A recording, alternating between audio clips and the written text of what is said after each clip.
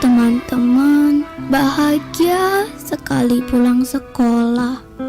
Beda halnya denganku. Kamu yang gak becus mengurus rumah tangga. Aku selalu takut pulang ke rumah. Takut ketika melihat orang tuaku selalu bertengkar.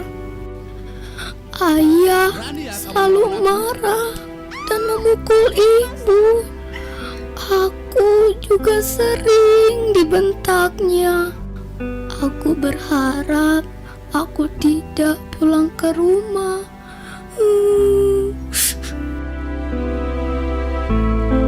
Stop kekerasan terhadap perempuan dan anak.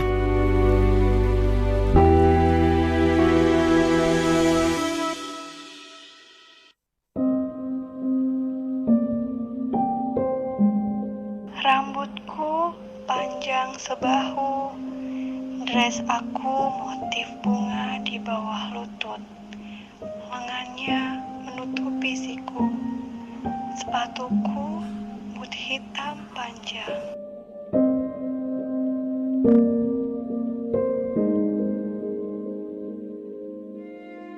Pasmina saya warna hijau gelap, celana saya bahan chinos longgar warna hitam. Saya pakai seragam sekolah. Baju aku mah gombrong dan juga tidak memperlihatkan lekuk tubuh.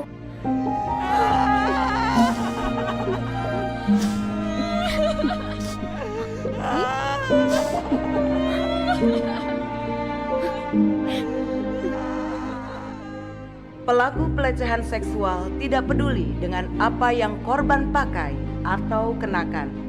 Jadi, jangan salahkan apa yang perempuan pakai. Salahkan pikiran dan perilaku menyimpang para pelaku pelecehan seksual. Stop menyalahkan korban pelecehan seksual.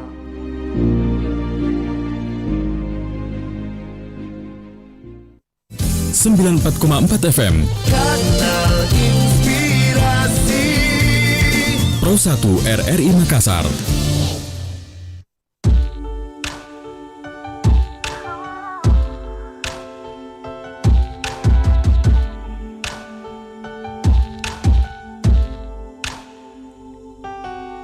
Kau bilang dirimu tak cukup untukku, membahagiakanku dengan semua resahmu.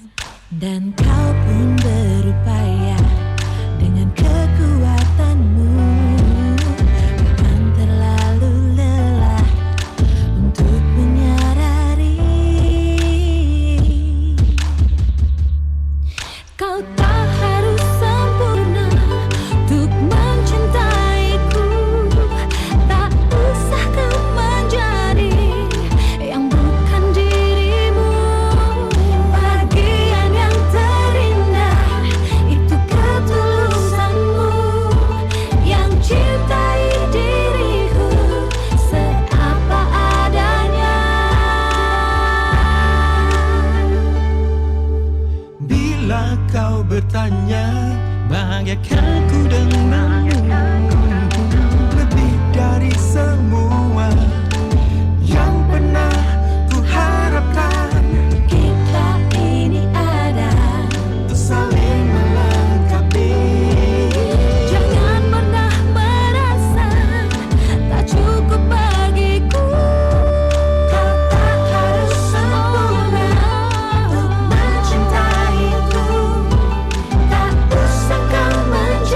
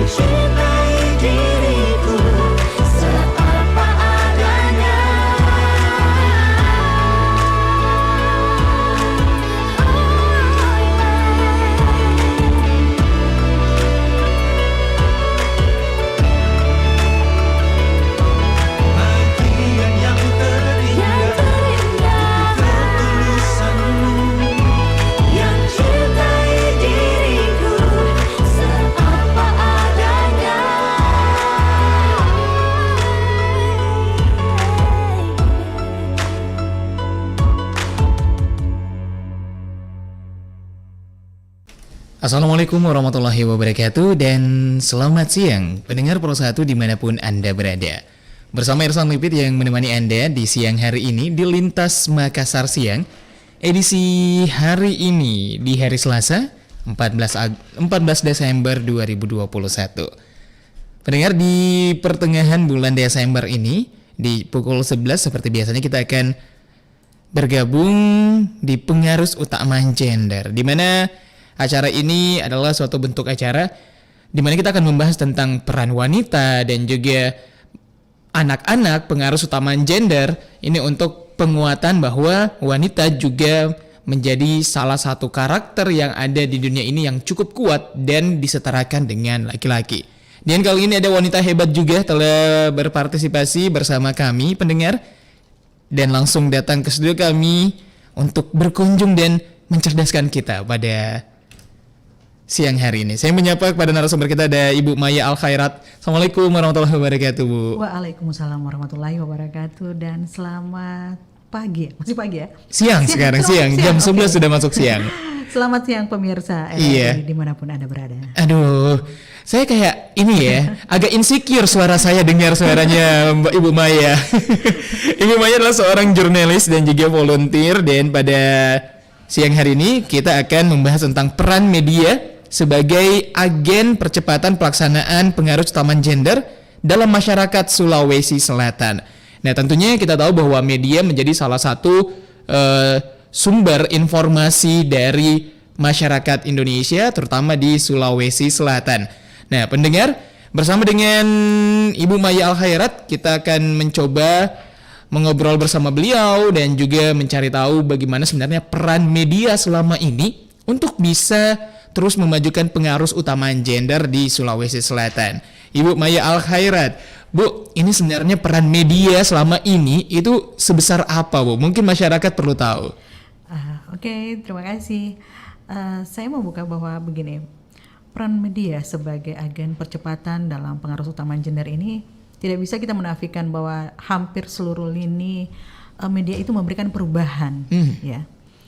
Di mana media ini memiliki peran yang sangat penting untuk dia memberikan perubahan bukan cuma di di ruang struktural, terus dengan fungsinya itu diharapkan dia bisa secara aktif dan pasif untuk meningkatkan utamanya di kesetaraan gender. Kebetulan saya dan ada beberapa teman-teman ditempatkan di Pokja Media di Puspa. Jadi Puspa itu ada Partisi Publik untuk Kesejahteraan Perempuan dan Anak, dan ini dibawahi oleh PPA Provinsi Sulawesi Selatan.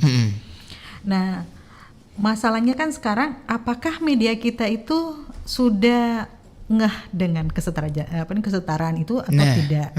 Karena ini akan berpengaruh dari bagaimana media mengangkat kasus-kasus atau mengangkat informasi yang betul-betul kesetaraan gender itu sendiri. Iya, benar. Nah, menarik sih karena adanya media saat ini tentu karena lini media kita dari radio dan juga TV di Sulawesi Selatan itu cukup besar sekali, dan tentunya diharapkan media menjadi salah satu sumber untuk bisa menyadarkan masyarakat bagaimana PUG ini bisa terus dijunjung. Salah satunya yang menarik di KPID Award kemarin juga ada kategori, menurut saya itu cukup baru deh, karena tahun lalu Irsan coba bawakan dan tahun 2021 ini ada memang kategori itu ada khusus ya? Iya, ada kategori khusus untuk perempuan dan anak kalau saya tidak salah, itu ada kategori khususnya, dan itu artinya pemerintah Sulawesi Selatan juga sudah menyoroti bahwa pentingnya peran media dalam hal untuk bisa menyuarakan pengaruh utama gender ini. Nah, tapi dari mata seorang Ibu Maya, nah, apakah media saat ini itu sudah sesport itu dengan PUG? Kita tidak boleh naif juga bahwa kita sudah begitu. Karena kita masih melihat pemberitaan-pemberitaan ya. Kadang maaf teman-teman, kadang kita masih lalai sendiri untuk memberitakan sesuatu dan tidak adil. Pemberitaan pemerkosaan misalnya, secara tidak sadar kadang kita menuliskan kronologis, secara psikologis, itu akan membuat pemerkosaan berikutnya bagi si korban. Iya, bayangkan berapa orang yang membaca dan itu kronologisnya itu terpampang, dan si korban ini kan bayangkan, anggaplah si pembaca itu yang melakukan pemerkosaan, kayak gitulah kondisinya. Kadang begini juga, mungkin dia berpikir bahwa saya sudah melindungi korban nih, memberikan inisial. Tapi apa yang terjadi? Ketika inisial itu ditutupi, tapi memberikan ciri-ciri ke si korban tersebut, arah rumahnya, jalan, atau malah terpotret posisi sekolahnya. Betul, Apa ya? Memang kita harus memberikan fakta yang sebenarnya, tapi mungkin dalam hal tertentu. Apalagi kalau masih dalam penyidikan dan pemulihan kejiwaan bagi si korban, itu yang perlu kita pikirkan. Yang kedua gini juga, kadang berita visual. Mungkin kita sering melihat penggerebekan di tempat-tempat PSK kan. Betul. Apa yang Anda lihat? Yang disorot perempuannya kan. Betul sekali, yang menggunakan saya pernah di media TV dan saya kebetulan di ruang redaksi di rear. Saya ngamuk kalau ada kameramen. Karena saya pikir, halo, ini bukan pekerjaan sepihak loh. Ada dua belah pihak.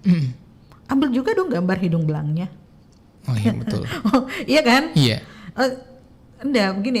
Kadang orang berpikir begini, ketika eksploitasi seks itu terjadi, orang selalu memicu perempuannya nih lah yang bersalah gitu. Betul. Kita dulu menjas gitu.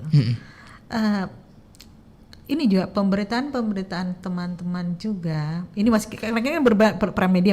Saya membicarakan dulu ini yang salahnya kami benar. Karena saya berbicara mengenai kami nih. Iya.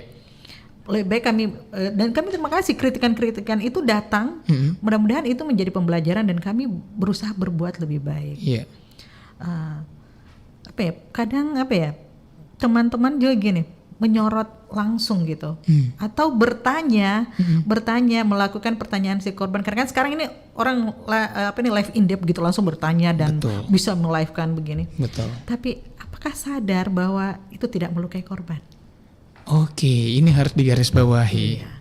Itu yang kita teman-teman utamanya yang berprofesi sebagai jurnalis harus lebih empati dan harus lebih care terhadap.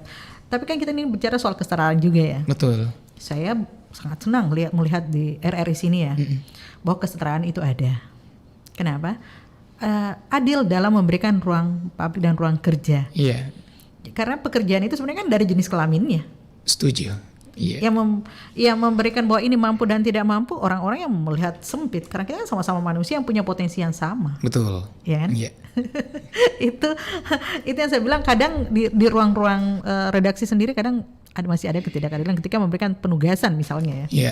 Ketika itu ruang politik atau ruang-ruang kayak ini kasih yang perempuan yang laki-laki nih. Bukan berarti bilang saya mau perempuan aja perlu perhatian, enggak, tapi kami setara. Iya. Kami ruang yang sama gitu. Ya, iya sih, betul. Karena akhirnya diskriminasi dalam tanda kutip banyak di dunia pekerjaan, termasuk di media. Benar kata Ibu Maya bahwa banyak akhirnya penugasan-penugasan, terutama yang di lapangan itu kadang mungkin tujuannya baik kali Bu redaksi ya untuk bisa melindungi wanita agar seperti misalnya demonstrasi dan sebagainya. Tapi sebenarnya wanita juga hebat kok dalam hal, karena banyak media-media yang ternyata kayak media visual kayak TV yang justru namanya besar karena liputan berita. Seingat saya ada salah satu reporter yang wanita juga yang akhirnya meliput perang saat itu. Fitri. Nah itu dari Metro TV saat itu, dan wah itu keren banget sih sebenarnya. Itu sebenarnya wanita tidak pantas untuk dipandang sebelah mata, karena benar kata Ibu Maya memiliki potensi yang sama. Saya kembali sedikit membahas tentang aturan media. Sebenarnya aturan media dalam untuk perlindungan anak sendiri sebenarnya sudah ada tidak sih Bu? Ada. Dalam kode etik sendiri, kode etik jurnalis itu sudah ada sebenarnya. Termasuk misalnya ketika kita mewawancarai anak di bawah umur itu harus didampingi sama orang tua. Oh seperti itu ya. Mau mengambil gambarnya harus izin. Kalau memang perlu, kalau memang tidak perlu gambar ya tidak perlu gambar anak itu. Sebenarnya kita cuman sekarang kesalahan frame ya. Kita itu lebih suka kita dipublish gitu. Betul. Di medsos berubah ininya, bergeser bahwa kita lebih suka kalau banyak dilihat gitu kan. Ya saya kadang gini, aduh kok biasa anakku sendiri Bunda ambil foto saya gitu. Oh iya ya. Padahal itu kan maksudnya saya gembira, saya mau melihat anak saya sudah bisa begini nih. Padahal itu sebenarnya kalau katanya di publish itu sangat rentang juga untuk sebuah kejahatan. kayak gitu. Tapi zaman sekarang justru orang tua malah agak justru bangga kegiatannya diliput untuk urusan media sosial. Tapi paling tidak kalau memang untuk prestasi atau apa ya memang bagus lah ya. Itu bisa memotivasi anak-anak lain untuk berprestasi. Iya. Cuman kadang begini, kita ingat dulu kasus yang anak-anak yang dibully karena pemberitaan dia tidak memberikan contekan kepada temannya. Iya, ingat ujian nasional saat ujian itu. Nasional. Iya. Tapi kan akhirnya si anak ini merasa dibully sama ketika dia dipublish begitu kan. Betul. Dia diambil pertama itu tanpa izin orang tuanya, diambil gambarnya. Orang tuanya protes loh. Oh iya. Dan itu haknya, memang harus kayak gitu. Anak di bawah umur itu memang harus mendampingkan orang tua, itu kode etiknya. Iya. Ternyata seperti itu. Jadi banyak. Bagaimana dengan tadi menceritakan tentang kronologis terjadian? Itu kan bukannya menjadi salah satu isi beritanya kita biasanya kalau begitu, tentang 5W1H dan juga tentang keseimbangan informasi. Jadi akhirnya mau tidak mau kita harus menceritakan bagaimana kronologisnya. Karena itu ya untuk pembaca kadang kalau misalnya media cetak atau kayak mungkin media online gitu. Iya justru lebih tertarik kalau misalnya kok kenapa sih bisa kayak gini sampai kita gitu. Ikut domba-domba juga. Iya betul, setuju. Media sosial biasanya saya pantau gitu banyak, kok bisa banyak komen-komen akhirnya kok ini bisa kayak gini. Akhirnya mengarahkan pemikiran orang ke yang melebih-lebihkan. Benar. Tapi kan saya rasa kan kita bisa mengambil kata-kata yang lebih bijak yang sebenarnya tujuannya ke situ tanpa harus mengupas kronologisnya dan detik-detik yang bikin domba-domba itu. Iya. Betul. Iya kan? Kadang kan orang tunggu, diapain setelah ini. Ada yang kadang menceritakan setelah korban pulang dari mengaji, ditunggui di perempatan dengan seorang ini. Ya, yang masalah begini loh, sampai kadang warna pakaian dalam juga dijelasin gitu. Oh iya betul. Disebut ngangkang lah, disebut belakang, itu kan terasa udah etis karena bahasa-bahasa begitu, apalagi sekarang anak-anak pegang handphone ya. Betul ya. Berita gampang mereka akses dan itu bisa menjadi bahan-bahan pertanyaan juga untuk kita harus lebih bijak lagi memberikan jawaban ketika mereka lihat begituan. Betul. Kadang miris juga karena tapi mungkin memang gitu kita masih perlu banyak belajar terus dan terima kasih untuk RRI untuk selalu memberikan ruang untuk kita sama-sama belajar. Iya betul. Iya, saya sebagai laki-laki juga harus belajar sih sebenarnya. Harus belajar banyak tentang ini. Nah, bagaimana sebenarnya media sosial sendiri? Apakah masuk pengawasan dari Pokja di Puspa juga, Bu? Kalau pengawasan sih tidak, maksudnya bukan tidak, sangat luas sekali cakupannya ya. Tapi lebih kepada pembinaan ketika mungkin ada yang menjadi korban. Ada misalnya korban bullying. Iya. Terus ada misalnya sekolah-sekolah yang ini kita adakan pendampingan kayak gitu sih. Tapi kalau untuk memberikan pengawasan secara penuh, KPID aja nggak bisa secara ini untuk mengawasi penyiaran kan, yang mereka otomatis notabene memang harus tugasnya di situ pokoknya. Tapi untuk mengawasi seluruh KPI, Komisi Penyiaran juga tidak mampu untuk hal itu. Karena semestinya kan penyaringan informasi itu kan semestinya lewat pengawasan mereka. Tapi kalau media sosial dengan semua bisa menjadi wartawan sesaat. Betul iya. Itu justru media sosial yang sekarang banyak akhirnya kayak kompor, Bu ya. Iya. Akhirnya mereka kayak media kadang ini sudah berusaha untuk meminimalisir informasi, tapi ya kadang netizen atau ada akun-akun tersendiri yang akhirnya menyebarluaskan. Seperti yang Ibu bilang, banyak wartawan-wartawan on the spot tiba-tiba merekam. Netizennya Indonesia itu terkenal loh. Benar, terkesan keponya luar biasa. Keponya sangat kejam katanya. Iya benar sih, benar. Mereka mementingkan bahwa pokoknya mereka yang pertama dapat informasinya. Padahal tidak memikirkan kode etik tersebut. Aduh, akan panjang obrolan kita pendengar. Untuk Anda yang ingin mengajukan pertanyaan tentang peran media, silakan langsung di 0821 3333 9440 untuk mengajukan pertanyaannya. Tentunya bersama Irsan Lipit dan juga Ibu Maya Al-Khairat. Tapi sebelum itu, saya putarkan satu lagu dulu untuk Anda. Sama-sama tahu ada saja. Kata orang yang baik belum tentu terbaik. Berulang kali coba pergi namun aku berbalik. Mungkin berarti ini pertanda kau juara di hati. Kita sama-sama tahu bahwa kita sama-sama ragu, tapi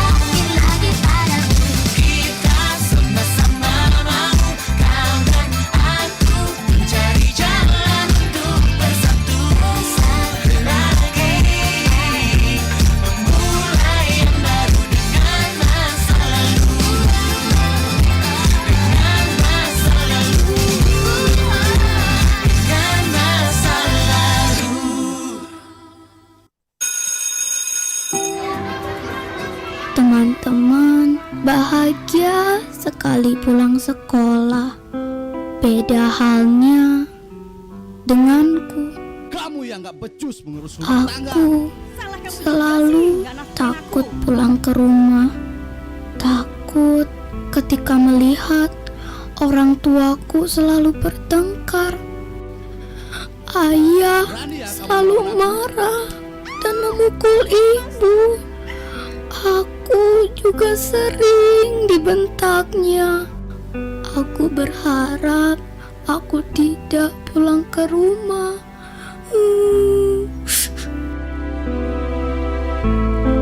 Stop kekerasan terhadap perempuan dan anak.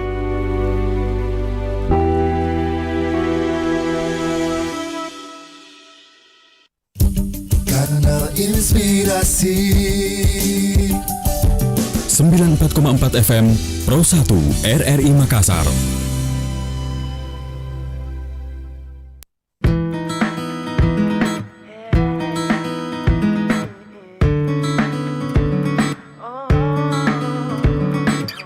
Sudah hampir 6 bulan kamu telepon aku setiap malam, ngomong terus tanpa diam, padahal aku sudah di awal.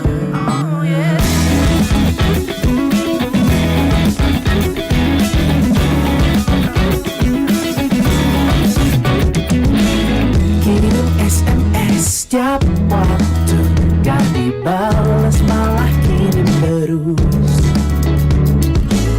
bikin HP-ku meledak. Bisakah kamu tenang sejenak? Sayang percayalah, aku tidak akan bikin ulang. Sayang dengarkanlah, hatiku hanya untukmu saja. Sabarlah, semuanya hanya sementara. Sebentar lagi kita bersama. Sabarlah, sabarlah, sabarlah. Semua pasti ada waktunya. Aku tak akan kemana-mana. Sabarlah, sabarlah.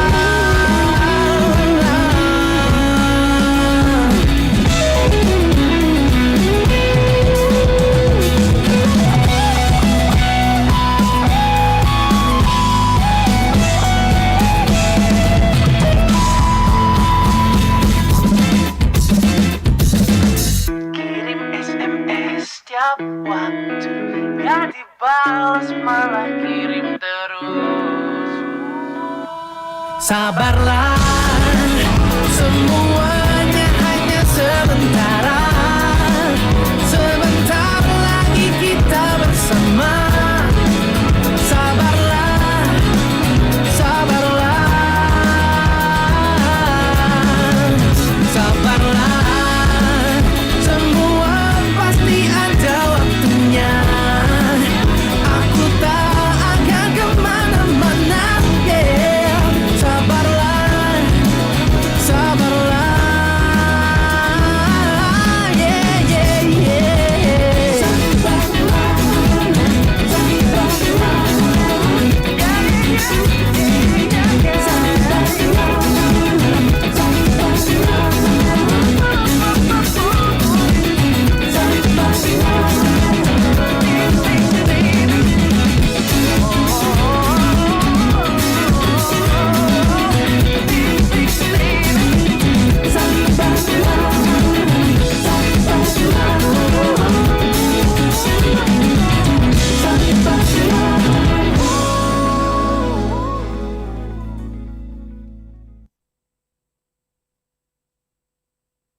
Sembilan 94,4 Pro 1 Kanal Inspirasi. Pendengar, kembali bersama Irsan Lipit dan juga Ibu Maya Al-Khairat.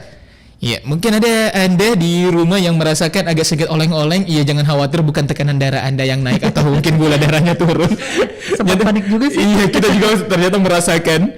Dan juga dapat informasi langsung dari aplikasi BMKG, ada peringatan dini dari BMKG untuk wilayah Maluku, NTB, NTT, Sulawesi Selatan, dan Sulawesi Utara karena terjadi gempa magnitudo 7,5 skala Richter pada 14 Desember 2021 pukul 10:20 waktu Indonesia bagian Barat. Jadi cocok ya sekitar jam 11:20 waktu Indonesia bagian Tengah, yang berlokasi di 7,5 Lintang Selatan, 122,26 Bujur Timur, atau di 112 km barat laut Larantuka, NTT dengan kedalaman 12 km. Dari BMKG langsung aplikasinya.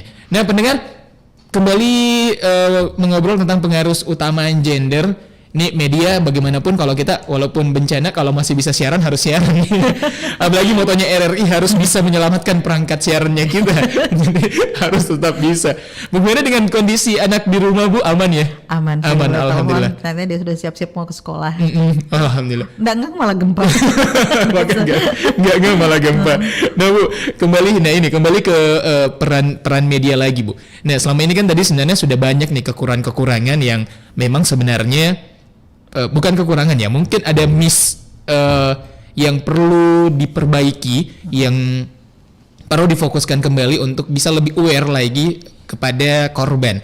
Nah, bagaimana sebenarnya yang harus dilakukan oleh media agar bisa lebih apa ya istilahnya, kayak lebih aware, benar sih, lebih aware kepada korban-korban dan juga informasi tentang pengaruh utama gender. Karena setuju sama perkataannya Ibu bahwa kita nih media bisa dibilang yang mengejar berita ya, dalam tanda kutip mengejar berita dan rating. Setuju. Berita dan rating, dan kadang informasi digiring agar memang terkesan hot ya, terkesan menarik untuk bisa dibaca atau mungkin disaksikan, tapi benar masih kurang untuk aware kepada korban sendiri. Nah, sebenarnya apa yang harus dilakukan agar semua ini bisa paling tidak sedikit-sedikit berubah, tapi tetap bisa rating, tapi tetap bisa menarik informasinya, Bu? Ya, jadi kan sebenarnya begini, di dalam deklarasi Beijing itu di salah satu landasannya di mana peran media massa ini sangat strategis membantu perempuan lepas dari ketertindasan. Jadi memang sudah dibicarakan dalam hal itu, di mana bisa menjadi sebuah kekuatan juga untuk memberi pengaruh positif di masyarakat. Nah, ketika kita sebagai penyampai informasi, mau tidak mau secara masif kita akan memberikan pengaruh kepada pemikiran orang-orang yang membaca, orang-orang yang melihat berita kita. Termasuk juga ini ya, mungkin kadang kita begini, kok pelaku pemerkosaan itu langsung dipopular, kayak dilindungi atau apa. Seperti kan ini baru-baru pemerkosaan yang sempat salah berita karena disebut pesantren. Itu kan ternyata ada merugikan, ternyata dia boarding school. Jadi mungkin teman-teman memang betul-betul harus menggali dulu sebenar-benarnya informasi. Karena kan akhirnya pihak beberapa pondok pesantren itu bereaksi bahwa pemberitaan itu salah. Karena mereka mengatakan beda boarding school, sekolah Islam itu dengan pesantren. Nah, pemberitaan yang kemarin ada memperkosa sampai 21 santri ya. Gitu kan, sampai ada yang hamil, ada. Itu kan sangat bejat sekali, tapi karena labeling tempat yang itu akhirnya kan mengarah kepada labeling bahwa di pesantren itu tidak aman. Dan itu apalagi kalau kayak salah berita begini kan, kan ada pihak yang kita rugikan. Jadi akurasi berita itu sangat penting. Cek and recheck, and pikirkan. Bahkan saya dulu di ruang redaksi kepada adik-adik yang ketika dia mengetik berita itu, saya mengedukasinya begini. Ketika dia mau enter beritanya, saya bilang, kamu baca ulang beritamu, kau pikir baik-baik bahwa ini, dan kau niatkan bahwa berita ini akan memberikan manfaat kepada orang lain, jangan membuat huru-hara. Karena ketika kau sudah mengenter, itu sudah lepas dan orang akan mendengarkan. Betul. Dan saya bilang, ketika beritamu diputar, coba dengarkan, namamu akan disebut. Kasihkan itu kebanggaan dirimu bahwa saya sudah memberikan manfaat ke orang lain. Saya rasa kalau teman-teman juga maksudnya jangan cuma sekedar bahwa berita saya akan jadi booming nih atau apa, tanpa berempati bahwa akan ada orang yang dirugikan atau ada walaupun kadang begini, kalau kayak koruptor apa ya, memang ada hal memang yang kita memang harus membuat orang itu terhukum. Mulai dari kita memberitakan dia sudah merasakan dihukum kan, itu memang sudah bagus. Tapi ada hal-hal yang memang kita harus berempati.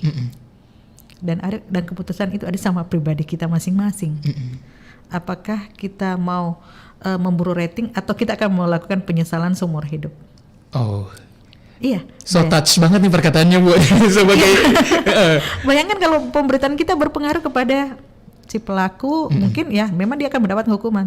Tapi mungkin dia punya anak, dia punya keluarga yang juga korban, akhirnya menjadi korban berkali-kali juga. Itu mungkin yang perlu kita pikirkan. Nah itu ya.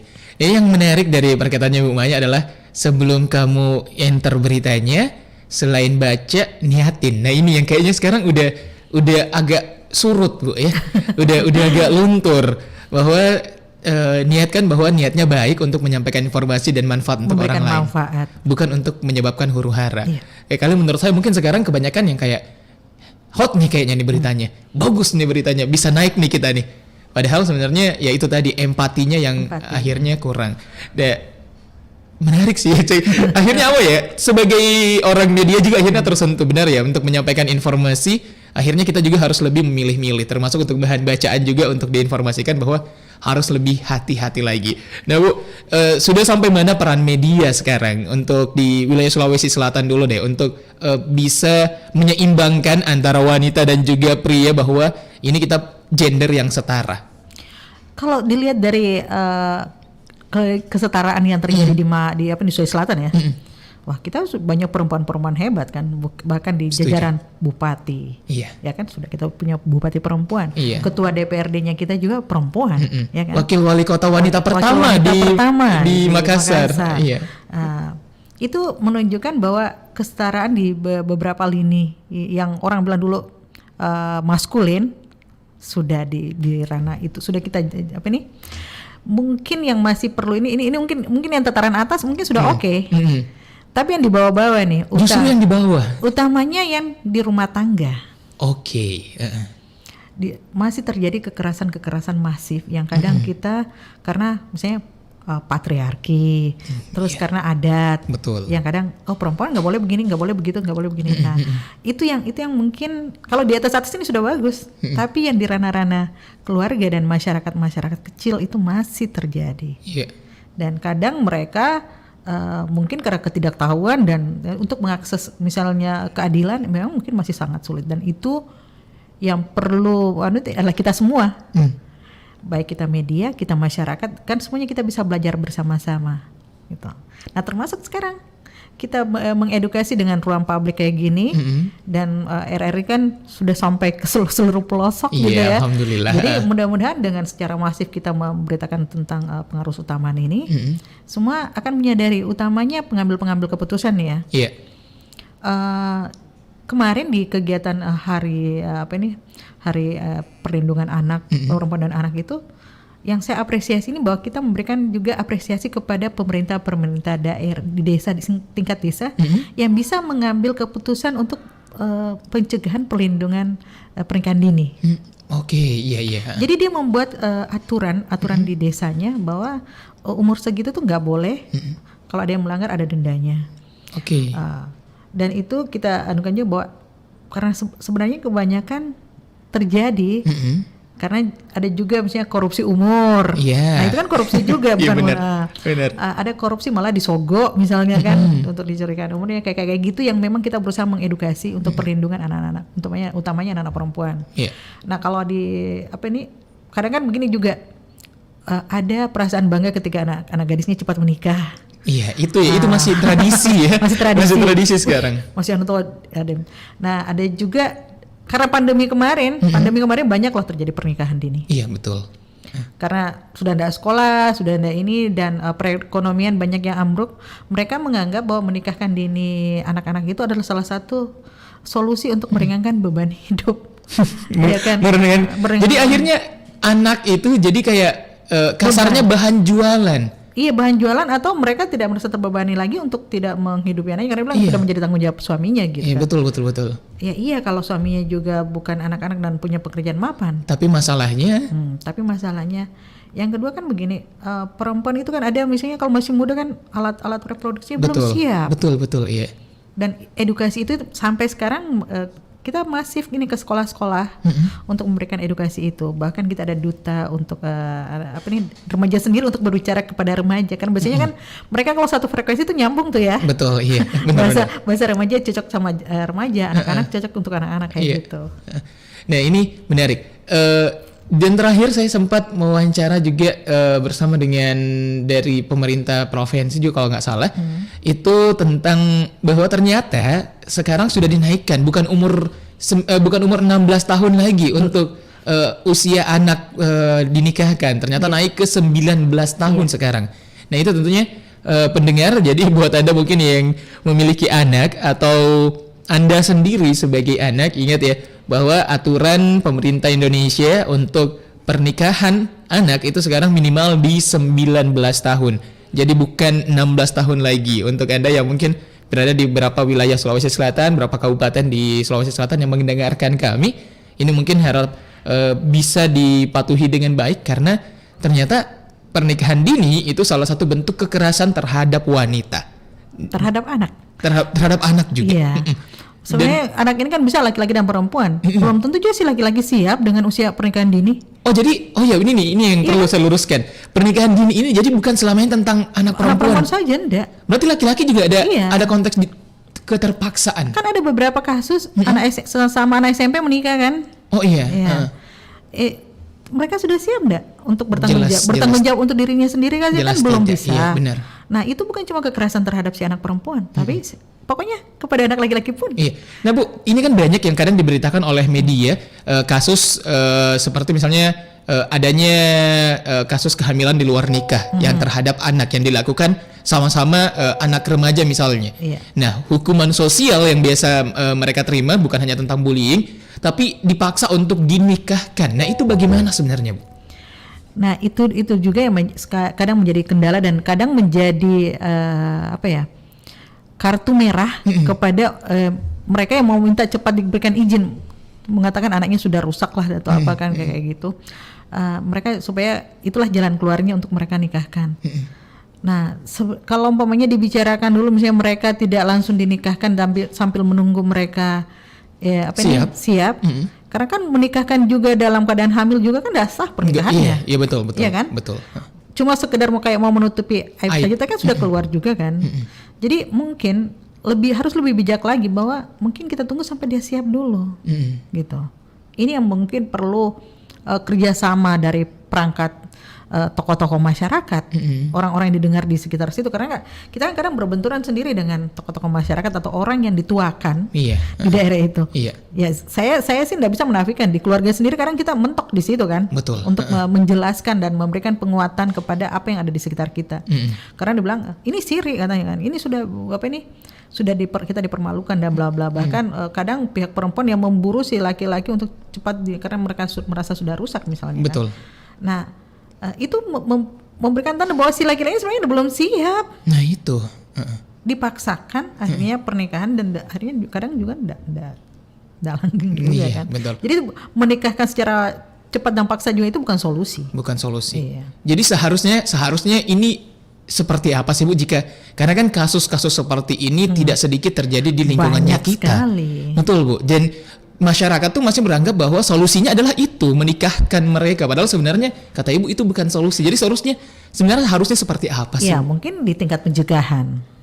Jadi di tingkat pencegahan baik kepada anak-anak kita sendiri, kita memberikan edukasi kepada anak-anak untuk lebih menjaga dirinya, menjaga di pergaulannya. Terus lingkungan sekolah. Lingkungan sekolah juga sangat penting karena kadang begini alasannya anak-anak tuh mau pergi kelompok belajar lah atau apalah kan. Jadi lingkungan sekolah juga harus lebih kondusif untuk menjaga pembatasan misalnya mereka bagaimana. Nah, yang kedua peran orang tua. Peran orang tua mulai dengan memberikan edukasi agama misalnya kan, lebih memberikan waktu untuk memberikan perhatian, memberikan ruang untuk berkomunikasi. Karena kadang kan anak-anak karena sudah tidak punya waktu sama orang tuanya, ya curhatnya kepada pacar dong misalnya. Betul, mereka mau didengar aja kadang biasanya kayak gitu. Terus yang masalah sekarang kan kayaknya anak-anak jadi tren gitu ya, sudah punya pacar loh kayak semakan. Nah itu yang perlu dirubah. Dan ini saya sebagai orang tua ini punya tugas sangat berat, dan anak saya mulai remaja kayak gitu kan. Iya. Saya belajar dan berdoa untuk memberikan perlindungan kepada anak kita, generasi muda kita kayak gitu.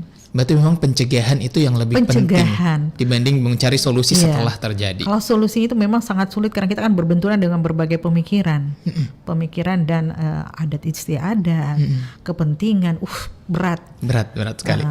Bu, mungkin berikutnya kita akan lebih mengedukasi masyarakat tentang bagaimana sih sebenarnya kekerasan terhadap perempuan dan juga anak yang terjadi di rumah. Bagaimana sih diskriminasi yang terjadi di rumah, biar pendengar kita yang ada di beberapa pelosok wilayah Sulawesi Selatan bisa tahu juga ternyata ada beberapa adatnya kita mungkin yang ternyata tidak terlalu baik untuk wanita. Tapi bukan berarti kita ingin menyinggung adat, tapi mengedukasi masyarakat. Tapi setelah beberapa informasi satu ini, mudah enggak gempa lagi.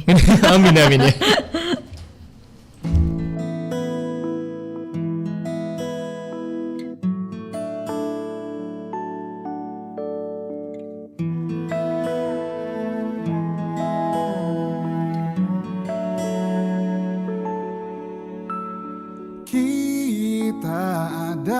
Sepasang sepatu selalu bersama, tak bisa bersatu. Kita mati bagai tak berjiwa, bergerak karena kaki manusia. Aku sang sepatu kanan, kamu sang sepatu kiri. Ku senang bila diajak berlari kencang, tapi aku takut kamu kelelahan. Ku tak masalah bila terkena jam, tapi aku takut kamu kedinginan. Kita sangat ingin bersama, tapi tak bisa apa-apa. Terasa langka bila kita berdua, terasa sedih bila kita dirak berbeda. Di dekatmu kotak bagai nirmana, tapi saling sentuh pun kita tak berdaya.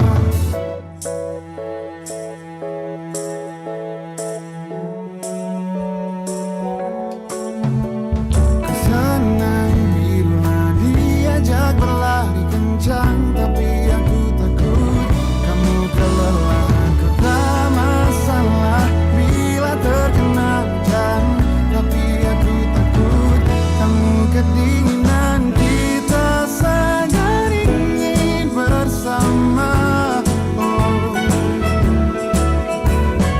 tapi tak bisa apa-apa. Kita sangat ingin bersama, tapi tak bisa apa-apa. Terasa langka bila kita berdua, terasa sedih bila kita dirak berbeda. Di dekatmu kotak bagai nirmana, tapi saling sentuh pun kita tak berdaya.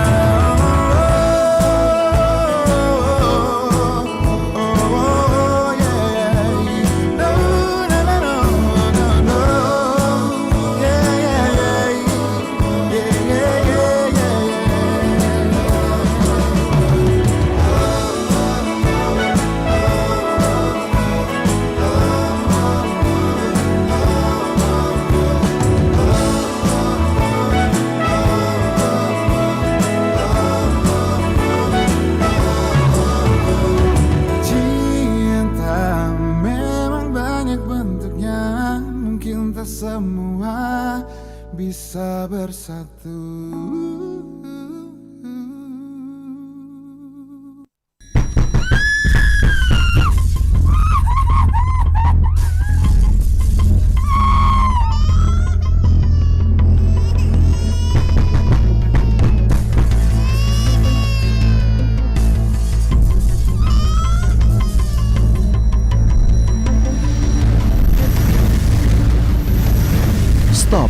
Kekerasan pada anak dan perempuan.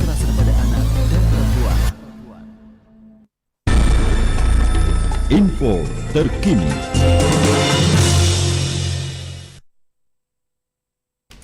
.4 Kanal Inspirasi. Pendengar, informasi terkini kita dengarkan dari reporter kami Iin Nurfahra ini.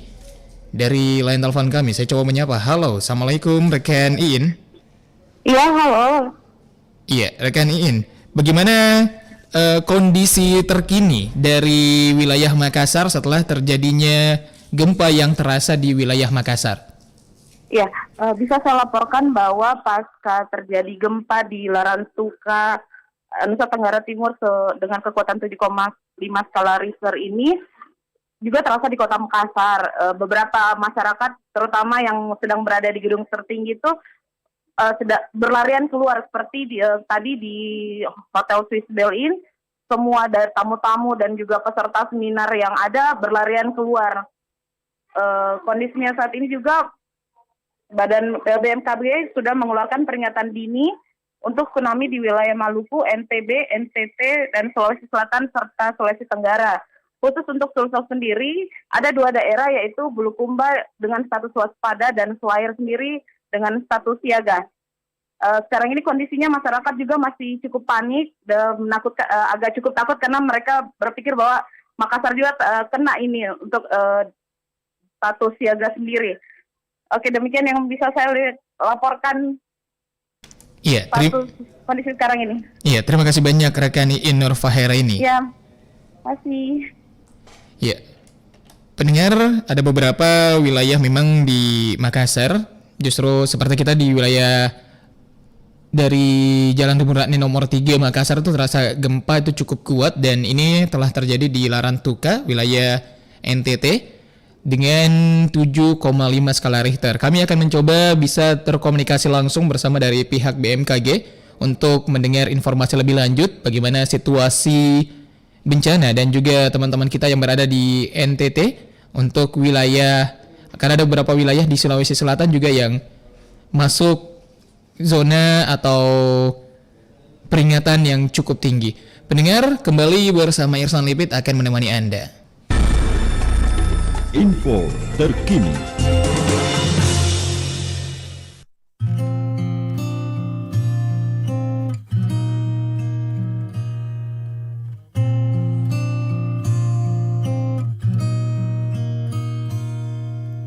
Hai, selamat bertemu lagi. Aku sudah lama menghindarimu, sialkulah kau ada di sini. Sungguh tak mudah bagiku, rasanya tak ingin bernafas lagi, tegak berdiri di depanmu kini. Sakitnya menusuki jantung ini, melawan cinta yang ada di hati. Dan upayaku tahu diri tak selamanya berhasil apabila kau muncul terus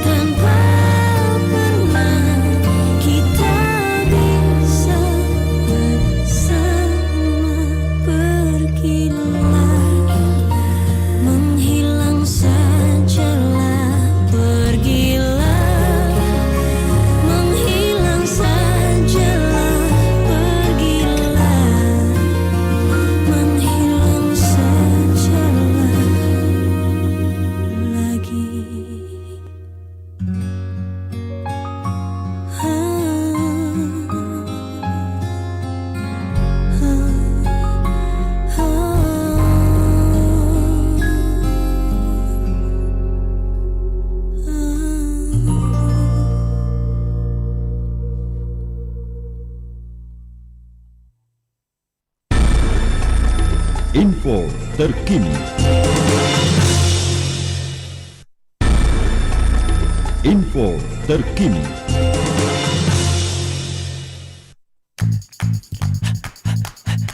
Let's go. Yeah. Let's go. Yeah. 1, 2, 3, 4. Eeny, meeny, miny, mo. Hey, let's go. I'ma go paint the town, ride around with my friends, with my crew. That could be including. Info terkini. Info terkini. Pendengar info terkini kembali tersambung langsung dengan pihak BMKG bersama Bapak Jamroni. Halo, Assalamualaikum Pak. Ya, waalaikumsalam Pak. Iya Pak, informasi dari BMKG kita sudah dapatkan bahwa telah terjadi gempa 7,5 skala Richter yang terjadi di NTT, dan baru saja lagi ada gempa susulan sekitar 5 skala Richter yang terjadi. Nah, bagaimana dengan kondisi dan laporan dari BMKG sendiri Pak? Silahkan. Baik Pak, terima kasih. Kami laporkan tadi pada saat jam 11.20 waktu Indonesia Tengah terjadi gempa bumi tektonik di wilayah Laut Flores dengan kekuatan 7,5 skala Richter ya Pak ya. Kemudian saat itu juga pada 5 menit kemudian BMKG memberikan rilis peringatan dini tsunami pertama, artinya waspada. Waspada di sini diartikan ada kemungkinan seandainya terjadi tsunami adalah sekitar 0,5 sampai 3 meter ketinggiannya.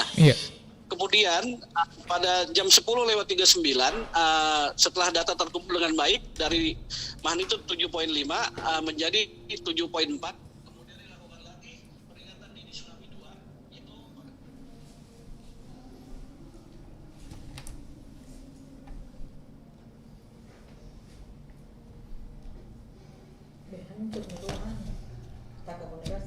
Susulan yaitu di 5,3 yaitu di jam 14 jam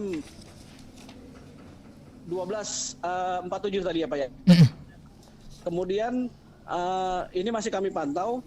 Kalau dari Sulawesi Selatan sendiri Pak, ini gempa ini sangat dekat dengan Pulau Kalawatoa. Pulau Kalawatoa yang berada di Kepulauan Selayar, pulau terluar wilayah Sulawesi Selatan, itu berjarak sekitar 84 km tenggara Pulau Kalawatoa. Kami masih memantau, kami sudah memantau ke Kabupaten Selayar, kemudian Kecamatan Pasir Masunggu, tapi kami masih menunggu data-data dari Pulau Kalawatoa. Demikian Pak. Iya, diinformasikan bahwa pulau di sekitar Selayar itu waspada. Apakah akan terjadi hal-hal yang tidak kita inginkan Pak, atau seperti apa status dari waspada sendiri?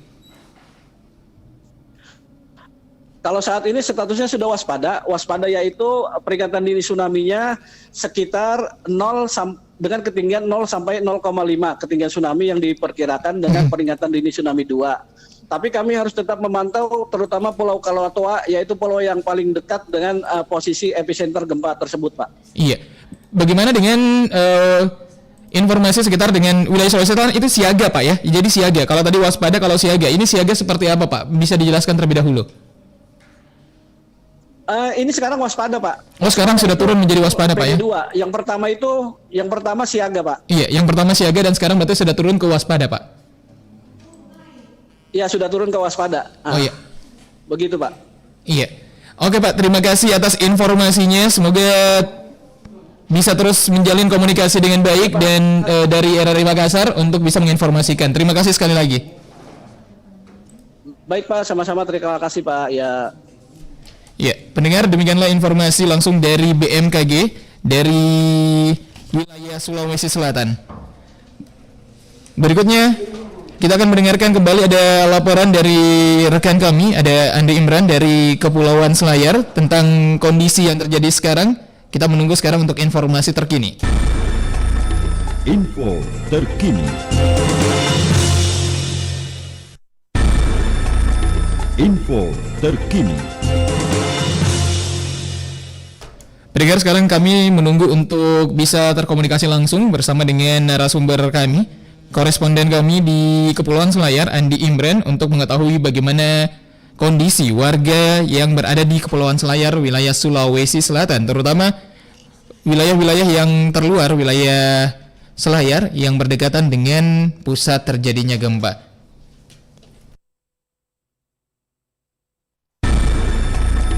Info terkini. Info terkini. Pendengar, sekarang kita telah tersambung bersama dengan rekan kami Andi Imran, koresponden dari Kepulauan Selayar. Halo, assalamualaikum, selamat siang rekan Imran. Waalaikumsalam warahmatullahi wabarakatuh. Iya. Rekan studio. Iya, rekan Imran di Kepulauan Selayar. Bagaimana dengan kondisi warga dan juga kejadian atas gempa yang terjadi di pukul 11 bergeser 20 menit waktu Indonesia bagian tengah? Ya, terima kasih. Dapat kami laporkan bahwa gempa yang terjadi di sebelah barat Larantukan, Nusa Tenggara Timur, tepatnya 121 km, magnitudo 7,5, kedalaman 12 km, lokasi 7.54 Lintang Selatan, 122,27 Bujur Timur, di kedalaman 10 km, sangat terasa di Kepulauan Selayar. Seperti yang terjadi di Kecamatan Pasi Marano, Kabupaten Kepulauan Selayar, tepatnya di Desa Sambali dan Desa Lamantu, sejumlah gedung roboh, baik dari dinding tembok perumahan masyarakat di dua lokasi yang sementara masuk di laporannya di pemerintah Kabupaten Kepulauan Selayar. Dan yang terjadi juga di Selayar, kepanikan baik dari perkantoran yang berlarian menuju titik evakuasi yang telah ditentukan, dan saat ini Selayar dalam kondisi siaga dan berpotensi tsunami, sehingga pemerintah Kabupaten Selayar melalui Badan Penanggulangan Bencana Daerah menghimbau agar masyarakat serta pegawai negeri sipil diperkenalkan untuk menuju tempat-tempat yang tidak berpotensi sekiranya terjadi musibah tsunami, dan menghindari tempat di lokasi pantai, karena daratan Selayar diapit oleh dua lautan baik sebelah barat dan timur. Sementara dari pemerintah Kabupaten Kepulauan Selayar telah berupaya untuk melakukan himbauan kepada masyarakat terkait gempa yang terjadi pada pukul 11 lewat tadi yang sangat terasa. Untuk itu pemerintah melalui OPD terkait dan instansi tadi menghimbau agar masyarakat melakukan antisipasi untuk menuju ke ketinggian guna menghindari sekiranya terjadi peringatan potensi Kabupaten Kepulauan Selayar terjadi tsunami. Sementara untuk 4 kecamatan di Pulau sampai saat ini belum ada informasi karena jaringan telekomunikasi terputus yang berada di dekat lokasi gempa di Larantuka, Nusa Tenggara Timur. Demikian rekan di studio. Rekan Imran, bagaimana dengan pihak dari pemerintah untuk bisa mengevakuasi warga yang mungkin sekarang telah terjadi kepanikan, di mana tempat evakuasi yang sekarang telah ditunjuk oleh pemerintah Kepulauan Selayar? Yang jelas pemerintah Kepulauan Selayar melalui Bupati menghimbau agar masyarakat menghindari tempat di dekat pantai dan berupaya untuk menuju ke lokasi tertinggi untuk menghindari hal-hal yang tidak diinginkan. Sementara dinas terkait juga telah mengupayakan melalui pengumuman menyampaikan kepada masyarakat terhadap gempa yang berpotensi tsunami dengan kekuatan 6,5 skala Richter atau magnitudo. Dari 11 kecamatan ini telah diinformasikan agar mematuhi segala instruksi atau pemberitahuan informasi dari pemerintah kabupaten dan menunggu informasi selanjutnya terkait dengan kondisi keadaan berkaitan gempa yang terjadi pukul 11:20 tadi yang dirasakan di wilayah Kabupaten Kepulauan Selayar yang letaknya berdekatan dengan Larantuka Nusa Tenggara Timur. Demikian rekan penyiar. Iya. Terima kasih banyak rekan Imran. Kami akan menunggu informasi lebih lanjut tentang kondisi yang terjadi di Kepulauan Selayar, wilayah Sulawesi Selatan. Terima kasih. Wassalamualaikum warahmatullahi wabarakatuh. Waalaikumsalam warahmatullahi wabarakatuh.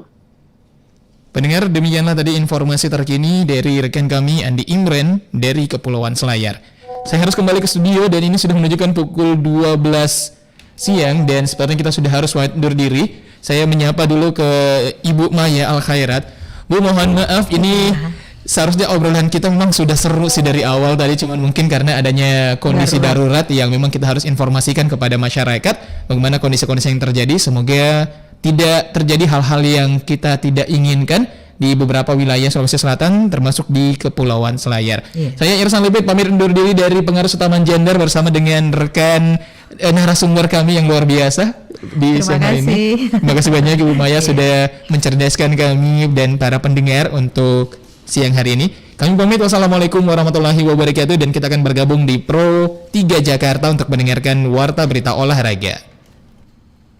Dalam waktu 54 menit ini. Skor pertama di game pertama 14-21, lalu 21-9 dan 21-6. Jauh banget ini ya. Jauh. Skornya 216 itu buat untuk sekelas Victor itu. Excelsen itu sangat jauh sekali ya. Iya. Baik. Dan ini merupakan laga revansnya ini dari Loh Ken Yu. Setelah di Indonesia Master ya. Iya. Mereka bertemu juga di situ ya. Iya. Okay. Lalu menarik lah. Iya, lalu rekan senegara Axelsen itu Antonsen ini masih berlanjut. Antonsen, Rasmus Gemke, Hans Christian Solberg, Vittinghus ini masih berlanjut. Itu nama-nama yang nggak asing lagi. Dunia bulu tangkis bagi negara Denmark ya, di dunia juga cukup berbahaya semua ini mereka. Tapi mudah-mudahan doa kita untuk pasangan ganda campuran kita ya. Iya, satu-satunya. Ini anak didiknya Vita Marisa ya. Oh iya? Iya, dari PB Jarum. Kita doakanlah mudah-mudahan melangkah mulus, mendapatkan pengalaman besar, karena kejuaraan dunia bulu tangkis itu tentunya akan bertemu dengan jagoan-jagoan dunia lah, begitu. Oke, Mas Sonia dan juga pendengar, nanti kita akan beralih ke informasi olahraga lainnya.